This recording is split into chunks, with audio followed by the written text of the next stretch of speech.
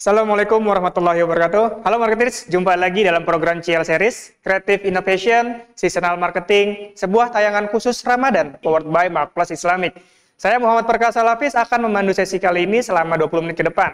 Marketers, seasonal marketing menjadi salah satu strategi pemasaran yang sering dilakukan oleh para pemasar di memanfaatkan musim-musim tertentu, seperti Ramadan misalnya, yang berlangsung saat ini. Seperti apa? Kita akan tanya narasumber kita kali ini, yakni Bapak Eri Palgunadi, Vice President of Marketing PT Tiki Jalur Nugraha Eka Kurir atau JNE, dalam talk show bertema Making Impactful Seasonal Marketing.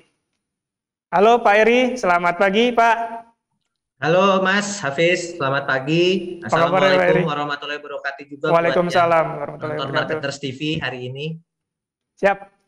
Sini udah di kantor berarti Pak ya? Sudah. Kita Oke, Pak. selama ini ngantor terus Mas. Siap. Biarpun memang ada pembatasan jumlah orang yang masuk kantor, ya tidak bisa setiap hari. Oke, semoga tetap menjalankan protokol kesehatannya Pak dan teman-teman tetap sehat dan aman di sana ya Pak ya. Ya, wajib dan harus itu Mas. Baik Pak. Pak, kita akan banyak membahas soal seasonal marketing Pak. Tapi sebelum Pak Eri membongkar rahasia atau resep seasonal marketing dilakukan oleh JNE, saya mau tahu dulu Pak, lanskap industri logistik belakangan ini tuh seperti apa Pak? Perubahan-perubahan apa saja yang terjadi terkait customer behavior yang mungkin banyak berubah setelah pandemi ini Pak? Ya, pertama terima kasih Mas. Sebenarnya kalau ditanya rahasia, nggak ada rahasianya kok. Sebenarnya halnya sederhana saja. Hal itu yang harus dilakukan tuh hal-hal kecil tapi komitmen dan konsisten. Itu aja. Jadi nggak ada rahasia-rahasianya. Maka nanti kita bisa share banyak hal. Nah, kalau ceritanya sendiri soal customer behavior landscape, memang kalau dunia logistik setelah 10 tahun belakangan ini memang berubah jauh ya. Era digital merubah menjadi banyak pihak yang masuk di dalam landscape bisnis. Tidak hanya perusahaan logistik, tetapi juga sekarang kita bisa lihat banyak ada teman-teman marketplace, ada teman-teman socio commerce yang juga mempengaruhi landscape dari bisnis logistiknya sendiri. Bisnis logistik banyak berubah sekarang, dan tidak lagi hanya penting mengirimkan yang ke jauh, tetapi juga penting juga mengirimkan yang terdekat atau within region kayak Jakarta, Jabodetabek. Kemudian kita melihat ada pandemi. Pandemi merubah juga sedikit landscape-nya. Pertama yang udah pasti kelihatan adalah touchless itu menjadi penting ya. Orang tidak pengen banyak bersentuhan. Kita bisa lihat dari keseharian kita saja, bersalaman berubah, gaya batuk dan bersin saja berubah. Tentu saja Mas, sekarang gaya pengiriman kita juga berubah.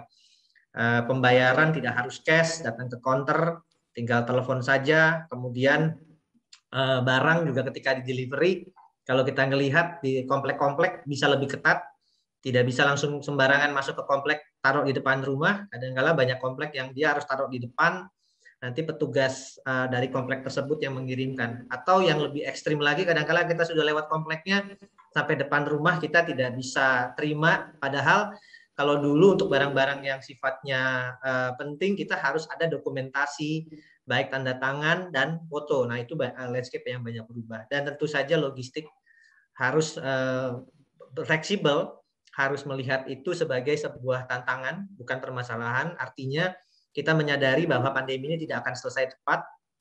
Mungkin saya pikir kita harus siap dengan kalimat bahwa kita harus tinggal selamanya bersama pandemi, Mas. Dan kalau itu yang terjadi, artinya kita harus terbiasa nih meeting seperti ini, presentasi seperti ini sekarang. Artinya proses digitalisasi yang tadinya linear dari 1 ke 2 ke 3, mungkin sekarang akan lebih banyak dipercepat dalam 3 tahun 5 tahun ke depan. Mungkin itu Mas, untuk tahap awal. Artinya SOP pun banyak berubah kan, jadi harus lebih dinamis ya Pak. Melihat tadi ada pembatasan sosial, tidak boleh mengirim barang. Betul, ya. betul sekali. Dan kita misalkan implementasi terhadap financial teknologi, misalkan awalnya hanya berjalan 50%, sekarang kita kebut sampai 100%, bahkan di tahun 2019 tuh kita baru sekitar 2 financial teknologi yang gabung. Di tahun 2020 tuh hampir semua sekarang sudah kita dekati dan beberapa sudah ada yang banyak sekali bergabung. Karena balik lagi pembayaran sudah tidak lagi cash ya kebanyakan sekarang. Baik Pak. Nah, di beberapa pelaku industri Pak, biasanya Ramadan ini menjadi peak season mereka mendulang penjualan tertinggi Pak. Mungkin agak berbeda di tahun 2020 ya Pak, tapi diprediksi tahun 2021 ini Ramadan akan menjadi kembali menjadi peak season, dan apakah hal tersebut juga terjadi di industri logistik, Pak? Apakah akan terjadi peningkatan trafik yang cukup signifikan selama masa Ramadan hingga Lebaran nanti, Pak? Ya, peak season memang di bisnis logistik selalu, kalau kita bicara dulu sebelum era marketplace dua ya, Lebaran sama Tahun Baru. Lalu kalau semenjak ada era marketplace, kita mengenal ada Harbolnas, Hari Belanja Online Nasional. Sekarang Harbolnasnya banyak ya. Ada 88, 99, 10, Setiap 10 bulan ya, sampai Pak? 12, 12 tiap bulan sekarang. Nah, tetapi tetap peak season yang Lebaran ya tetap paling ditunggu karena mayoritas penduduk kita adalah Muslim. Dan peak season biasanya tentu kita siapkan lebih awal. Jadi kita untuk peak season ini kita sudah siapkan 1 bulan 2 bulan sebelumnya, dan biasanya puncaknya itu akan terjadi 2 minggu sebelum Idul Fitri ya, hari raya.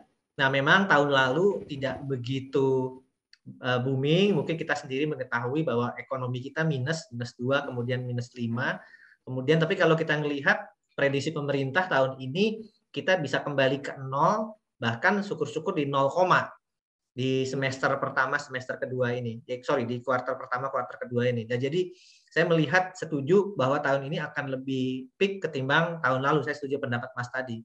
Dan itu yang kita siapkan dari awal-awal.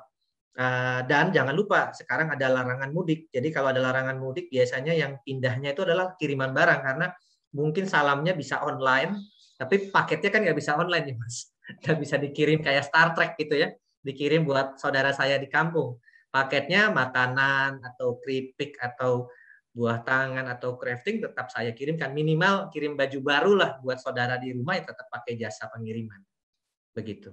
Justru malah memberikan Men-trigger. menjadi trigger untuk pengiriman barang semakin tinggi, Pak ya.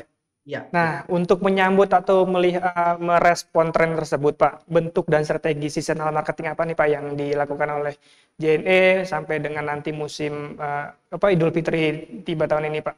Apa temanya, Ya. Pak? Ya, sebenarnya kalau temanya tentu tema tahunan kita sama, Connecting Happiness, menghubungkan kebahagiaan. Tetapi tentu Connecting Happiness sekarang dikaitkan dengan hari raya. Kita biasanya yang rutin sekali tentu saja kita bekerja sama dengan teman-teman marketplace. Teman-teman marketplace ini sekarang yang banyak sekali punya program. Kita punya program dengan, kalau saya boleh sebut merek, ada teman-teman Tokopedia, teman-teman Bukalapak, Elevania, dan yang lainnya.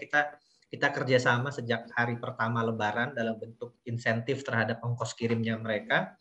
Tapi yang sifatnya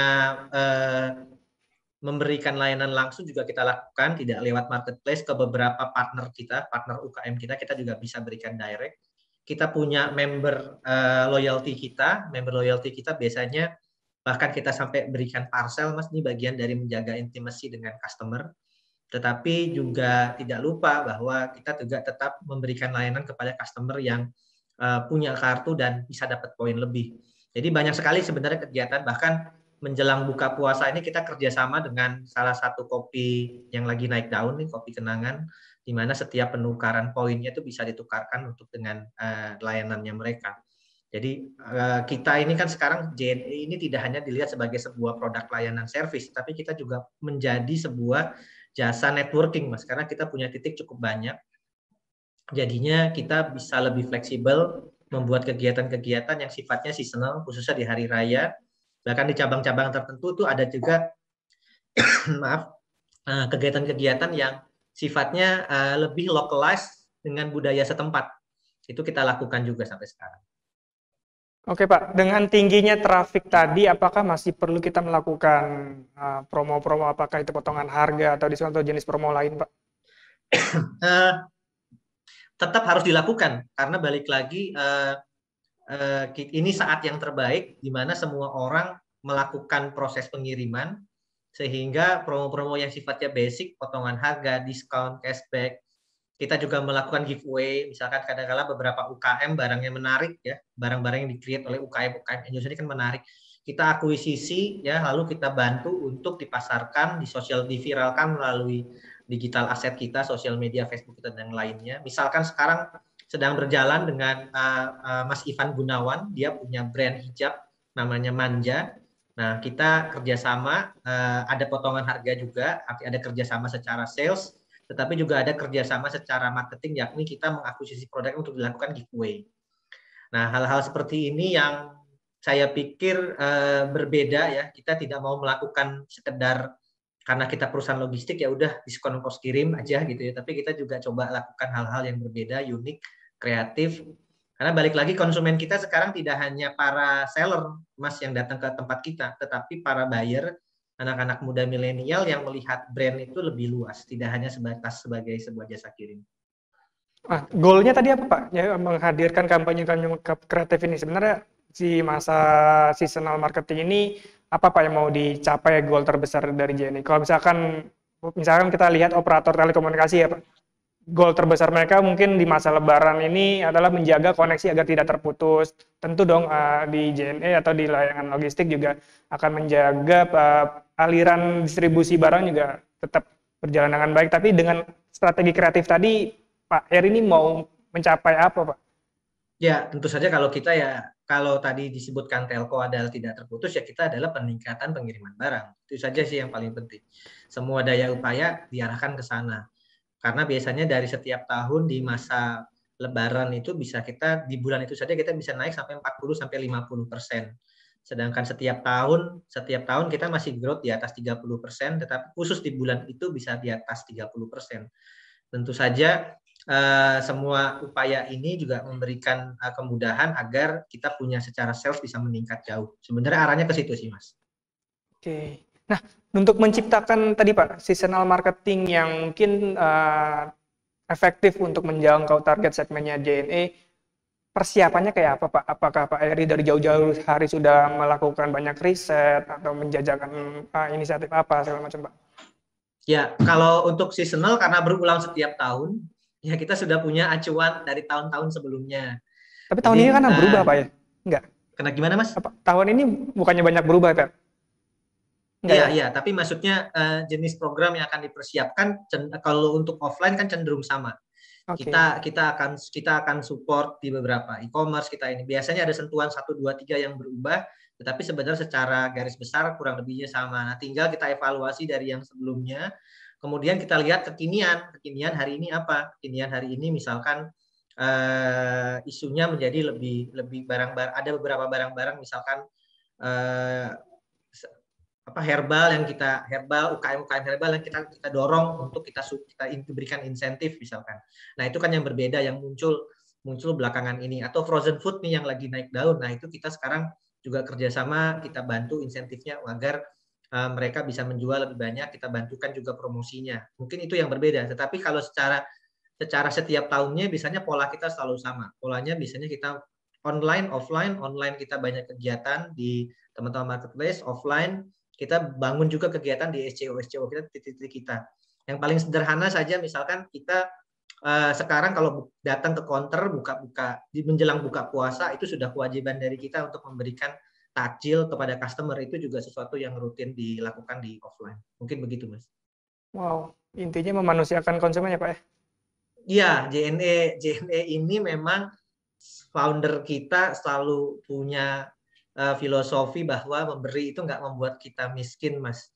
Jadi dari dulu kita selalu melihat bahwa apapun investasinya, mau investasi marketing, itu ujungnya harus kemaslahatan masyarakat di sekeliling, dan yang kedua adalah syukur-syukur itu memberikan inspirasi agar kita bisa berbuat lebih baik, ya, berbuat lebih baik dalam artian bukan hanya sekedar profit, itu harus, tapi juga lebih baik kita juga dinilai karena kita bisa mengumpulkan banyak amalan, itu juga yang lebih penting juga.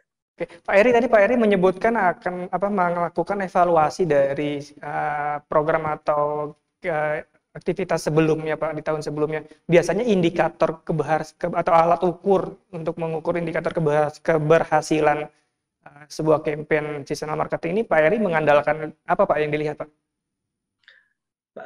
Tentu yang pertama pasti penjualan, ya, kita sudah pasti menggunakan pendekatan itu.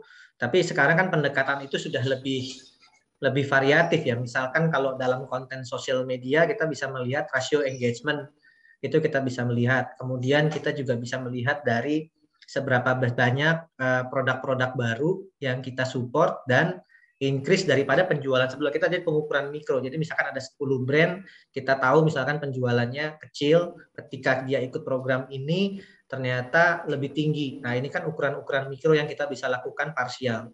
Jadi saya simpulkan secara sales, secara general tentu kita ada ukurannya, sudah mungkin Bapak Ibu juga sudah tahu cara mengukurnya. Kemudian yang cara-cara lainnya adalah yaitu bertambah tidak rasio engagement kita, kemudian bertambah enggak pembicaraan mengenai JNE, kita punya beberapa tools, dashboard untuk mengukur seberapa banyak kita dibicarakan saat ini. Atau yang paling lebih sales tapi mikro yang tadi saya bilang, ada beberapa brand yang kita memang berikan insentif langsung, kita ukur, dan setelah itu bisa juga FGD, kita ketemu kualitatif apakah mereka happy dengan program yang kita berikan, dan apakah kita akan lanjutkan. Dari situ nanti biasanya muncul dari percakapan itu, Mas. Jadi kuantitatif dan kualitatif kita lakukan untuk melakukan evaluasi pengukuran.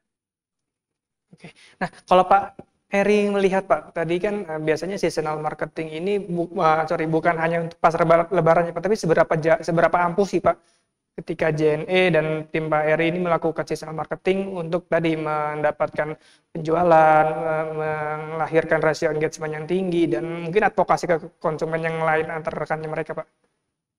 Ya, penting karena saking pentingnya kita dari sejak lama itu sudah punya rute, artinya seasonal marketing yang wajib diikutkan dan setiap cabang itu wajib memberikan usulan kepada tim di pusat apa seasonal marketing yang sifatnya lokal konten di daerahnya. Biasanya seasonal marketing yang kita mulai itu dimulai dari Januari Februari, itu kita selalu punya Imlek, tahun baru Cina, kemudian kita lanjut ke Lebaran, dan akhirnya biasanya ulang tahun JNE di 26 November dilanjutkan dengan tahun baru Natal. Nah, itu biasanya seasonal marketing yang kita selalu buat. Nah, setelah kita berjalan beberapa tahun, biasanya kita bisa mengukur plus dan minusnya dari kegiatan inisiatif yang kita buat di situ. Kemudian kita bisa mengukur juga sebenarnya beberapa konten kita harus akuin, misalkan oh ini nggak cocok di cabang ini, oh ini cocok tetapi mungkin harus lebih difokuskan. Nah, itu biasanya setelah tahun kedua, tahun ketiga kita bisa mengukur itu. Itu kalau kita bicara di sales ya. Tapi kalau kita bicara di social media, kita bicara di communication, jatuhnya agak lebih kualitatif. Tentu ada ukuran-ukuran sekarang yang kita bisa lihat dari engagement tadi saya bilang.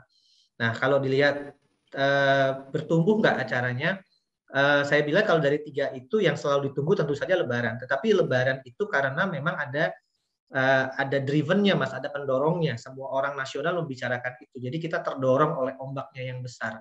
Begitu juga dengan Imlek. Nah, mengukur yang paling enak itu sebenarnya di ulang tahun JNE di November, Desember, karena itu memang specialize-nya hanya kita yang melakukan untuk diri kita. Jadi kalau kita punya invest sekian, kita dapatnya sekian, itu bisa terlihat sekali di ulang tahun JNE itu di bulan November biasanya kita lakukan. Oke, dalam setahun berarti rata-rata umumnya 5 kali ada seasonal marketing Bapak kerahkan Pak? Iya, kurang lebih sekitar 4-5 kali. Di luar marketplace ya. Karena kan di luar setiap bulannya tadi Pak. Setiap bulan ya. Harbolnas. Dulu 12 aja. Iya, betul. Tapi itu menguntungkan juga Pak ya, Harbolnas ada akhirnya setiap bulan. Iya, tentu saja Harbolnas itu sesuatu yang sangat ditunggu-tunggu, tidak hanya oleh para seller dan buyer, tentu saja oleh perusahaan kurir siapapun ya, itu pasti ditunggu di 12. Biarpun sekarang memang lebih merata ya, tiap bulan ya ada terus yang tadi saya bilang. Iya, termasuk istri saya Pak, buat bayar listrik. Di posisi apa nih? Di posisi seller apa di posisi buyer? Seller Pak, buat bayar listrik, bayar air ya, nunggu diskon Harbolnas. Seller berarti menguntungkan itu. Kalau posisi buyer membahayakan itu. Iya Pak. Tiba-tiba sampai rumah COD barangnya udah aneh-aneh. Betul. Nah Pak, apakah ada program khusus Pak untuk layanan UKM? Tadi kan Bapak bilang dengan pertumbuhan marketplace ini menjadi kue yang sangat besar. Nah di Ramadan ini, di momen Ramadan ini Pak Eri, apakah ada paket khusus untuk si pelaku UKM dan si sellernya juga Pak? Iya, biasanya saya sebelum masuk ke seasonalnya saya bicara dulu sebenarnya fasenya UKM itu dalam support kita selalu 3 hal. Pertama kita support dalam pemasarannya dahulu di awal, itu bicara konten, bicara bagaimana mendapatkan idenya, mendapatkan nama brandnya. Kita nggak kerja sendiri, Mas, ada beberapa teman-teman, baik dari marketplace dan penggiat UKM yang membantu kita. Nah, setelah itu fase keduanya, setelah agak beres yang di fase pertama adalah pembiayaan. Nah, ini dapat capital dari mana? bagaimana mereka belajar mengatur cash flow, bagaimana mereka belajar mengatur keuangan. Balik lagi kita tidak sendiri, ada beberapa rekan-rekan di jasa keuangan yang bekerja sama kita untuk mengajarkan, memberikan pelatihan. Nah, yang ketiga biasanya terkait distribusi. Nah, di sini biasanya kita tawarkan banyak, mulai dari ongkos kirim, potongan, sampai yang sekarang giat kita tawarkan adalah kita menawarkan smart warehouse kita, fulfillment kita. Jadi Bapak Ibu pelaku UKM sebenarnya tidak perlu terlalu khawatir harus melakukan distribusi dari titiknya mereka, tapi bisa juga didekatkan dengan artian barangnya dititipkan kepada kami untuk kami olah, kami arrange, kami manage lebih baik. Nah, di dalam masa Lebaran ini programnya dengan UKM tentu tidak seragam, Mas. Tergantung dari fase UKM-nya di fase mana. Ada yang kita kerjasama dengan memberikan insentif dalam artian ongkos kirim. Bekerja sama dengan beberapa penggiat UKM, misalkan ada Kang Jaya Setiabudi, ada Kang Dewa Indra Prayoga, itu kita melakukan. Kita juga melakukan juga pelatihan pembimbingan untuk selling langsung di lokasi offline, Mas. Itu dengan Mas Arto Biantoro. Kita akan jalan, nama programnya namanya Pop-up Store. Jadi barang-barang artisan, barang-barang UKM yang punya narasi cukup luar biasa, cukup dahsyat. Nah, itu nanti kita buatkan pop-up store di beberapa lokasi titik di Jakarta, dan customer hanya cukup QR, langsung muncul ceritanya, dan di situ JNE dan teman-teman dari Mas Arto yang akan jalan. Jadi sebenarnya kalau ditanya programnya variatif sekali, tetapi biasanya klasternya 3 itu, Mas. Klasternya bicara masalah rebranding, kita bicara marketing, kita bicara konsep idenya, kita bicara keuangannya, dan kita bicara distribusinya. Begitu. Oke. Nah, kalau saya lihat nih kayaknya bukan hanya untuk UKM di Jabodetabek ya, Pak. Iya, JNE juga rajin mengedukasi ke beberapa daerah seluruh Indonesia, Pak ya. Kita punya program sekarang namanya Ngajak Online, itu 59 kota. Kenapa 59? Karena kita punya 59 cabang. Nah, itu kita sesuaikan dengan hari ulang tahun kota tersebut. Jadi di hari ulang tahun kota tersebut kita melakukan online offline marketing strategi di situ ya. Online-nya tentu saja kita akan adakan webinar kegiatan UKM kemudian dan yang lainnya. Dan itu cukup disambut oleh banyak penggiat UKM. Jadi setiap kali acara itu bisa sekitar 200-300 orang, dan tentu saja harapan kita dari situ nanti banyak lead yang masuk. Nah, yang menarik, yang besar-besar, yang bagus-bagus, yang unik-unik produknya, tidak hanya secara revenue, nah itu nanti kita tawarkan di dalam program-program yang seasonal ini.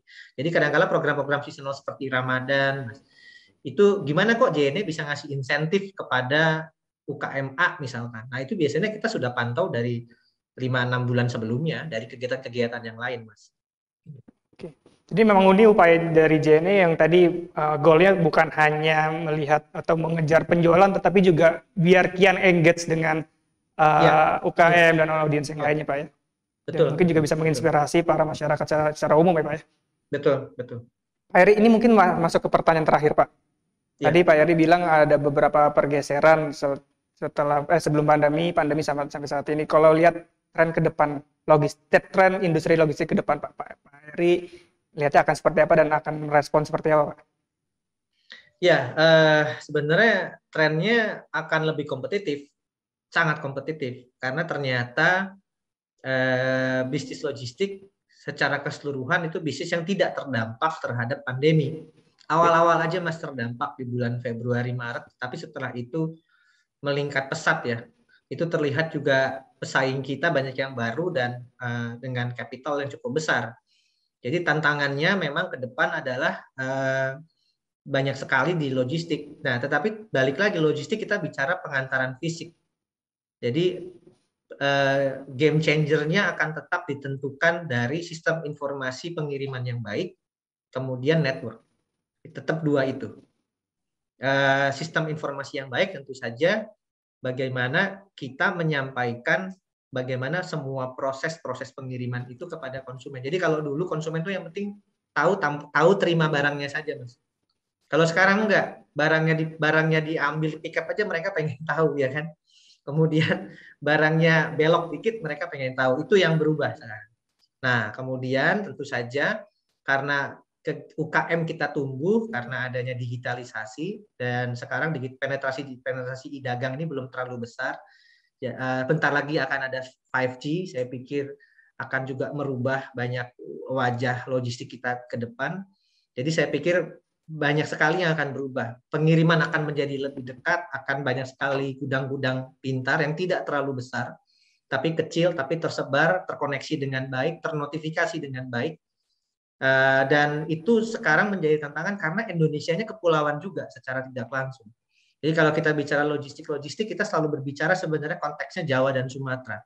Tapi kalau kita semakin ke timur, kita makin melihat konsumen, ini saya alami sendiri dan teman-teman, konsumen yang tidak lagi berbicara price sensitif, Mas. Kalau di timur itu yang penting barangnya sampai, Mas. Gitu. Harga selisih 1.000-2.000 tidak masalah. Gitu. Jadi karakternya beda ya, Pak? Iya, berbeda sekali sama orang Jakarta atau orang Jawa ya. 1.000-2.000 ngaruh ya, karena di sana ya silakan antar aja sendiri ke tengah Papua ya. Nah, jadi ini tantangan kita juga sih. Mungkin begitu, Mas. Oke, Marketeers, sangat inspiratif paparan dari Bapak Eri Palgunadi, Vice President of Marketing JNE. Kalau bisa saya simpulkan sedikit, industri logistik terus bertumbuh, begitu juga saat menghadapi beberapa season di dalam setahun termasuk Ramadan, yang bisa dibilang Ramadan menjadi momen ketika layanan logistik ini mencapai peak seasonnya. Namun perlu diperhatikan oleh para pemasar adalah bukan hanya mengejar penjualan, tapi juga pastikan Anda telah terengage dengan baik dengan konsumen Anda dan agar melahirkan advokasi, karena persaingan di industri logistik ini semakin kuat. Pemainnya bisa menjadi game changer dan dekat dengan konsumen, mungkin itu akan menjadi pilihan dari konsumen tersebut. Sebelum kita akhiri, silakan Pak Eri untuk memberikan closing statement-nya, Pak. Closing statement-nya adalah bukan buat JNE, bukan buat marketers, tapi buat teman-teman yang nonton, ayo jadi UKM Indonesia, Mas. Karena kita punya banyak produk, kita punya banyak kearifan lokal, berkontaklah, berhubunganlah dengan rekan-rekan fintech, dengan rekan-rekan logistik, karena kembali di masa lebaran ini semua orang demand-nya lagi tinggi. Kalau UKM kita tumbuh, maka JNE juga maju, marketers juga maju, dan semua unit usaha juga maju. Jadi saya pikir tugas kita semua agar mendorong masyarakat Indonesia menjadi entrepreneur yang handal, Mas. Begitu. Itu closing statement saya. Oke, thank you Pak Eri, thank you so much for your time, Pak. Stay safe and have a good day. Semoga UKM kita terus maju, Pak. Ya, betul. Oke, saya Muhammad Perkasa Hafiz dan seluruh kerabat kerja yang bertugas dari Studio Martis TV Jakarta pamit undur diri. Sampai jumpa di program Ramadan berikutnya. Ramadan Karim, rahmat untuk semua, powered by Marketplace Islamic. Jangan lupa like, comment, subscribe, dan share, serta nyalakan notifikasi agar tidak ketinggalan update terbaru dari Martis TV di YouTube channel. Stay safe, stay healthy. Wassalamualaikum warahmatullahi wabarakatuh.